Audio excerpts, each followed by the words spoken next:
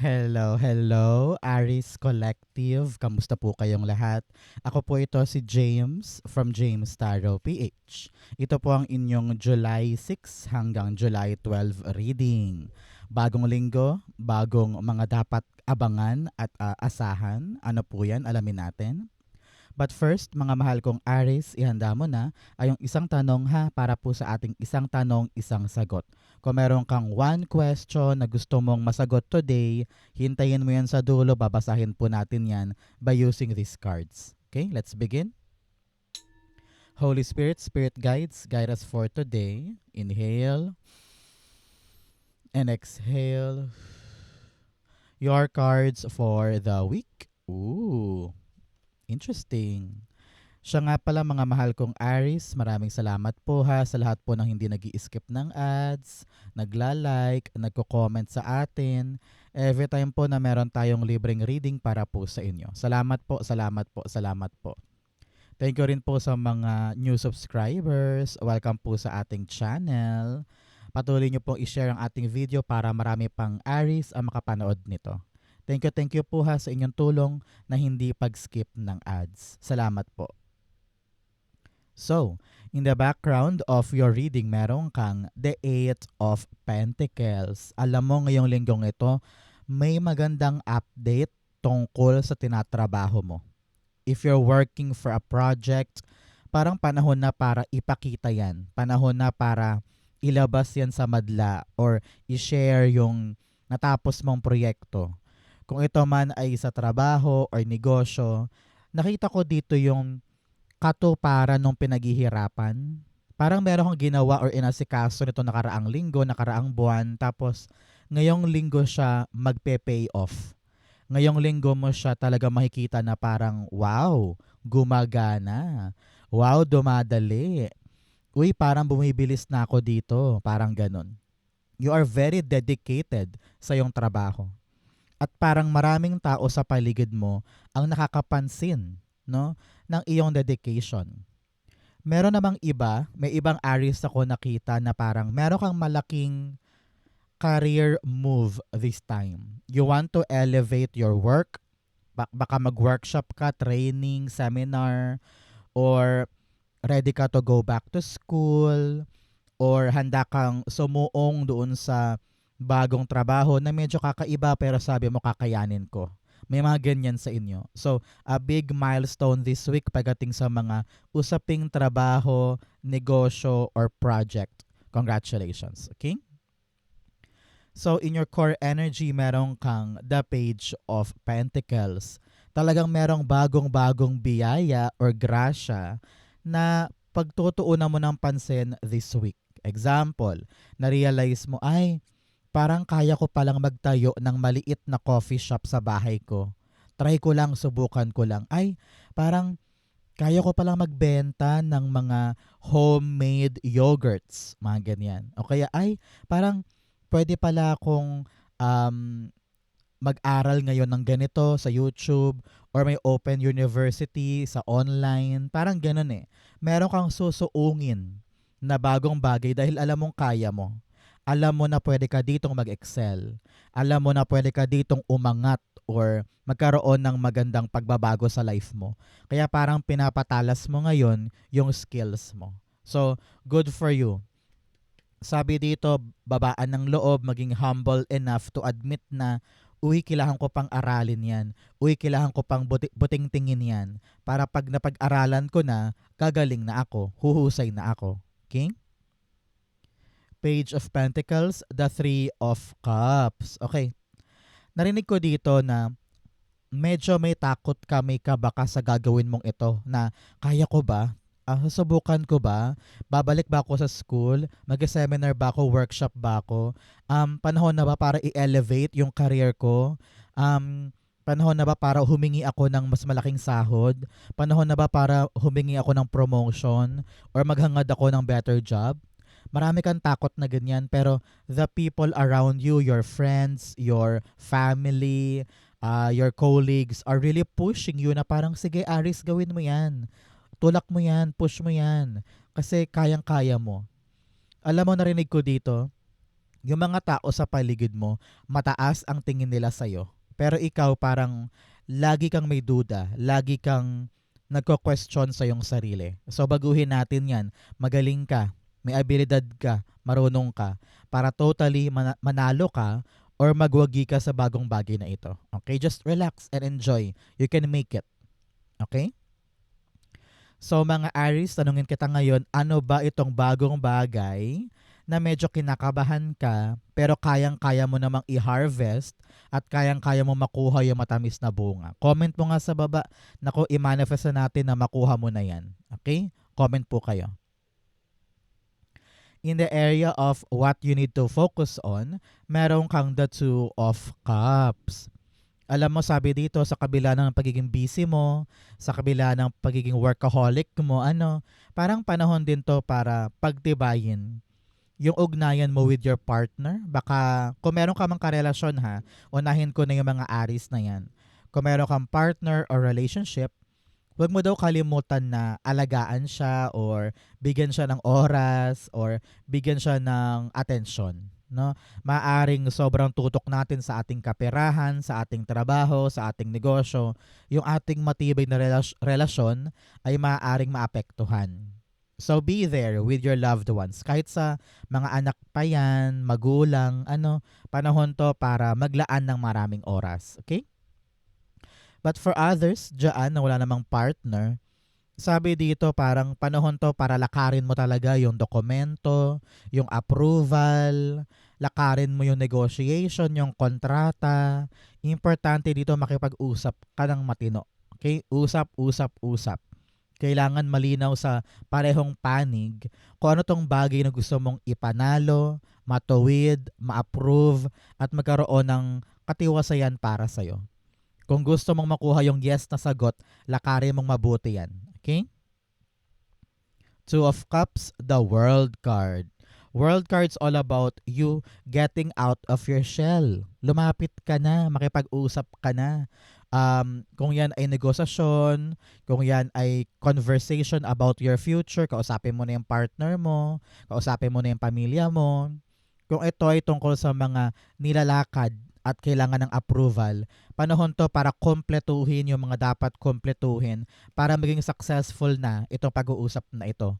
Para matapos na, para makalarga ka na. Okay?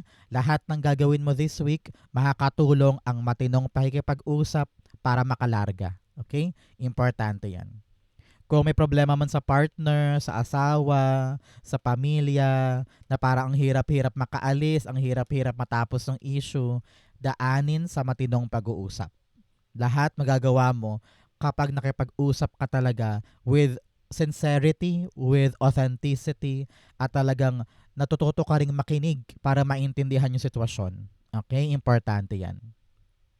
So, mga Aries, ano pong ginagawa nyo today? Kamusta ka?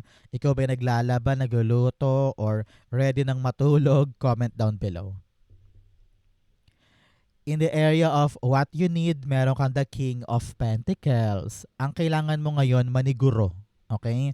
Maniguro at kailangan daw nakaayon sa isang traditional na paraan yung ginagawa mo. Kasi po, si King of Pentacles ay very traditional card, no?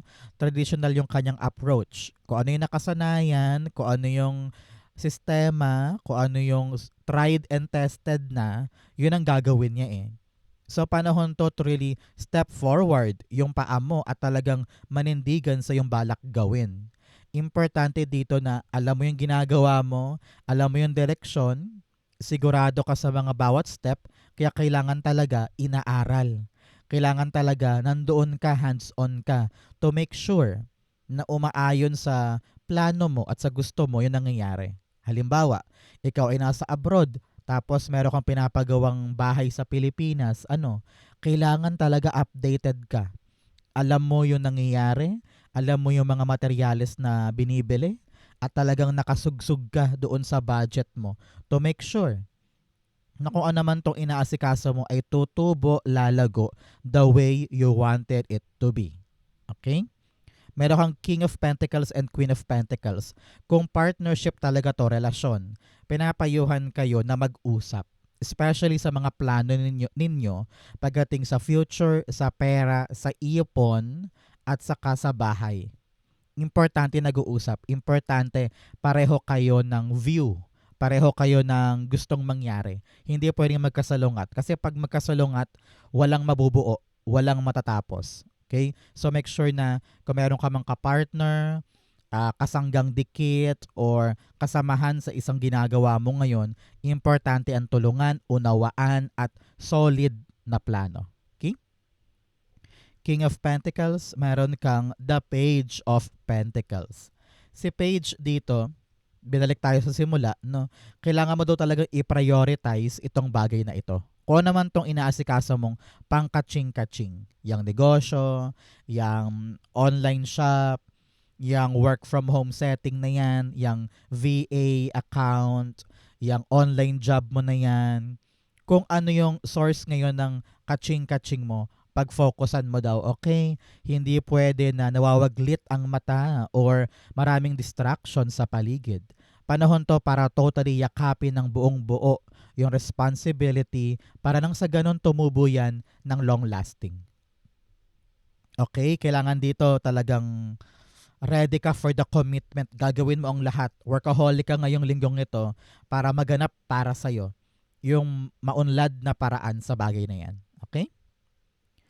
In the area of what's affecting your current energy, meron kang the Temperance card. Alam mo, ngayon, parang natututo ka na makipagkompromiso. Parang, okay, titimbangin ko to, pag-aaralan ko, bubusisiin ko, gagawin ko ang lahat, magpapakapasensyoso ako, hindi ako maiinip. Naku, yan ang pinaka malaking kalaban mo this week, yung pagkainip. Both cards here, Temperance and King of Pentacles, are telling me na itong gagawin mong ito, itong bagong bagay na ito, na aaralin mo, ay para sa pangmatagalan mong fortune. Hindi lang siya for today, hindi lang siya for next month, kung hindi pangmatagalan hanggang 10 years pa nga na aanihin mo yung bunga dahil dito. So, anong dapat gawin ngayon ni Aries? Magtiyaga, magpasensya, wag na wag mamadaliin. Yung mga tao sa paligid mo, sinusuportahan ka, kaya magtiwala ka sa iyong sarili. Okay? Importante yan. Do not doubt yourself. Kapag ito yung proseso, daanan mo. Pag ito yung ruta, daanan mo yan. Walang buts, walang if, walang question. And you will see soon na magbubunga din yan para sa'yo. Okay? Temperance card, the Queen of Pentacles. Dalawang queen to, telling me talaga ng kaching mo ilalago this time. Kung nag-iisip ka ng pangkaperahan, para sa future, abundance, ganyan, alam mo, abot kamay siya. Kailangan lang talaga manalig ka na magagawa ko to. Ma-achieve ko ito. Ang ending nito, ako pa rin ang panalo. No? Akin yung trabahong yan, akin yung perang yan, akin yung discarding yan. At hindi na ako mag-aalala pa sa ikot ng pera ko dahil kaya ko naman siyang trabahuhin. 'Di ba?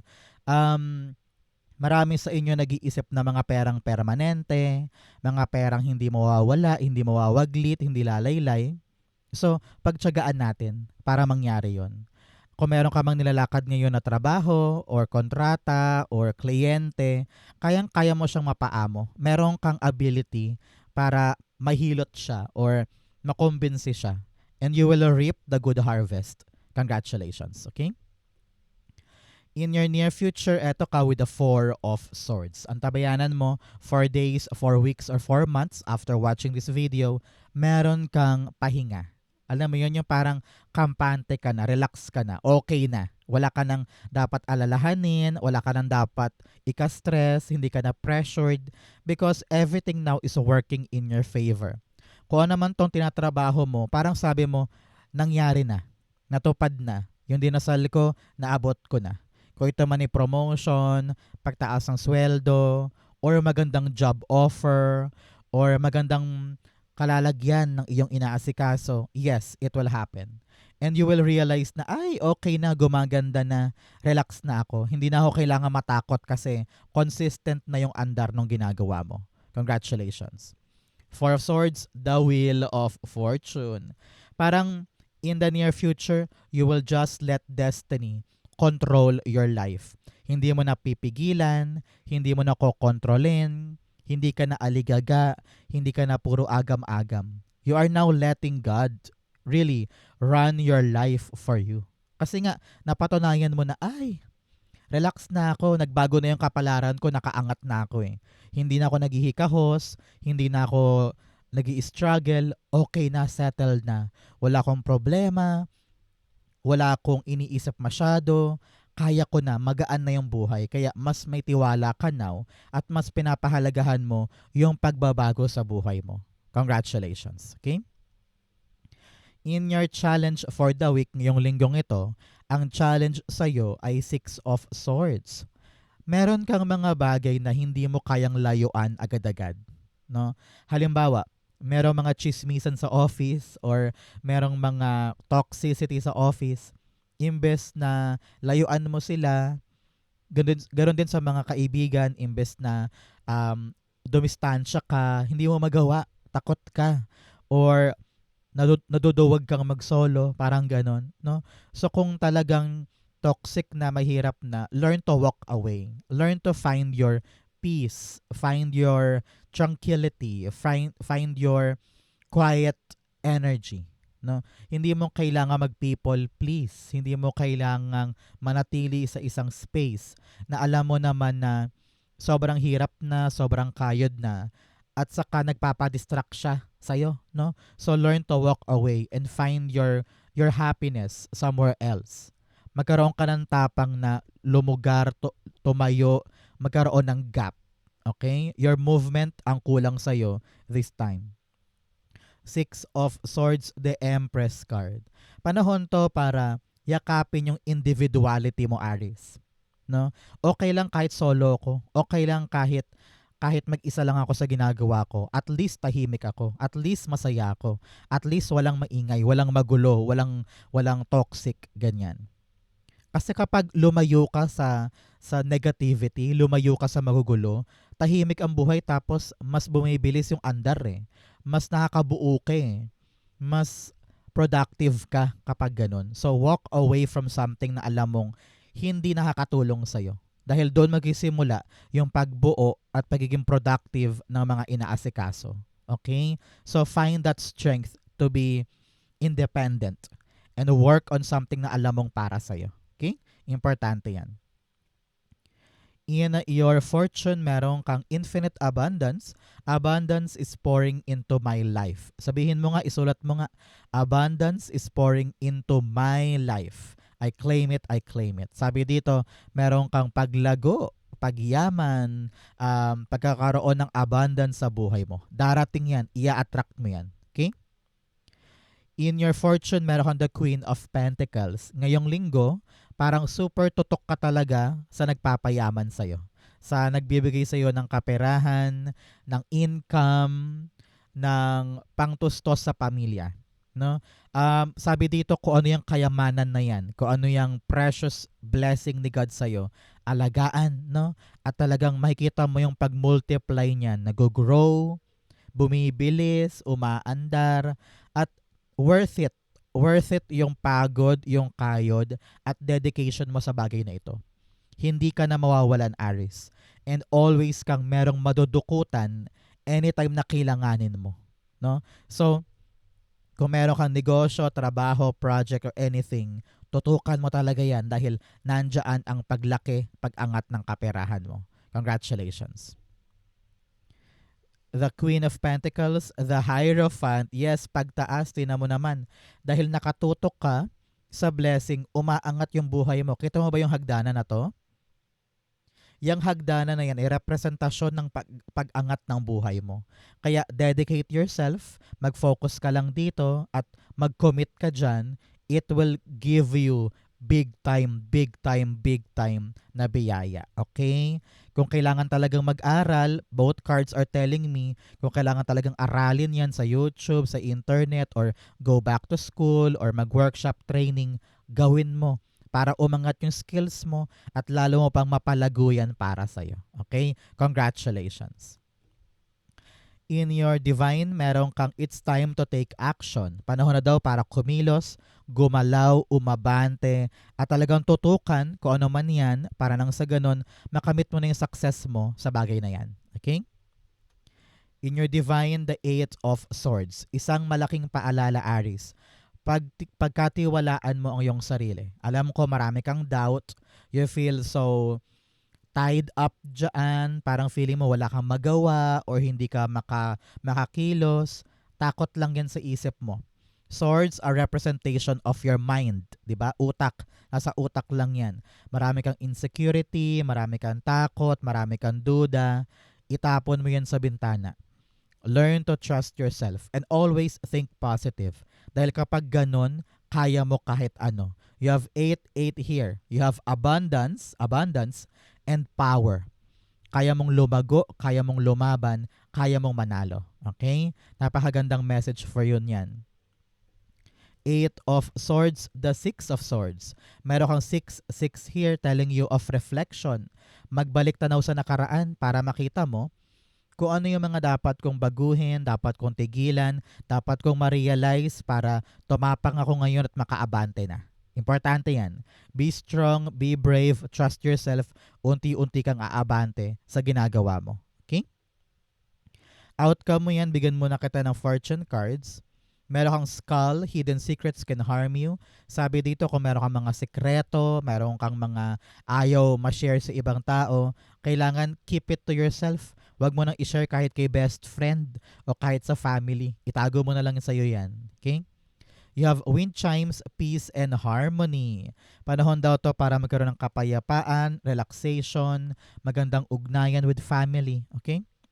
You have chain of events that will affect your life. Sabi dito, merong sunod-sunod na mga events sa buhay mo na maaring magpaandar or milestone ito. Kaya be ready, napaka-busy mo this time dahil maraming pagbabago. Okay? You also have victory. Congratulations. May panalo ka talaga at pag-angat, pag-unlad at pagbuti ng ginagawa. Panalong-panalo ka dyan. Okay? Ang outcome ni Aries for July 6 to 12, you have Queen of Cups. Nako, tuwang-tuwa ang puso mo. Nasa kamay mo, yung gusto mong mapanalunan, yung gusto mong makuha, yung resulta na gusto mong mangyari, nasa kamay mo na. Panalong-panalo ka. Sobrang saya mo. Kaya kung ano yung nasa puso mo, sundin mo. Sabi nga ng sex bomb, di ba? Ilaan mo ang buong puso mo dyan, buong passion mo, buong energy mo, at dyan ka uunlad. Bibilis ang trabaho, gaganda yung performance mo dahil mahal na mahal mo yung ginagawa mong yan. Congratulations. Queen of Cups, the Two of Cups. Okay? Kung sa relasyon nga, kailangan talaga pag-usapan, kailangan kayo ay one team. Magkasanggang dikit talaga kayo para ma-accomplish ninyo yung gusto nyong mangyari. Kung ito man ay kontrata, negotiation, agreement, mga usap-usap, naku, panalong-panalo ka dyan dahil alam kong tsatsagain mo, pag-sumikapan mo, at makukuha mo siya. Congratulations. Okay? Maganda yan para sa'yo. So Aries, let's go na sa yung isang tanong, isang sagot. Pumikit ka na dyan. Isipin mo na yung one question mo today. Inhale and exhale the answer to your question. You have Two of Swords, the Two of Pentacles, and the Nine of Wands. Dalawang two ito, ibig sabihin naka-align ka dapat ngayon sa mga bagay na gusto mong makuha. Okay? You have the Seven of Cups in your background. Medyo may kalituhan ka pa kung anong pipiliin mo. Litong-lito ka pa kung ito kaya, baka yun, baka yan, baka ito. Talagang maraming option at minsan nakakabaliw mag-isip, di ba? Pero sabi dito, align yourself. Ano ba talaga yung gusto mong mangyari? Ano ba talaga yung malapit sa puso mo? Kailangan mong kilalanin kung saan ka pwede, ano yung tawag ng puso, ano ba talaga yung alam mo in your intuition na dapat kong piliin. Diyan manggagaling yung kawalan ng kalituhan. Lilinaw kumbaga. Panahon to for you, Aries, na to make a choice. Mamili ka, timbangin mo. Ano ba yung valuable sa akin? Ano ba yung kaya kong gawin ngayon? Ano ba yung realistic?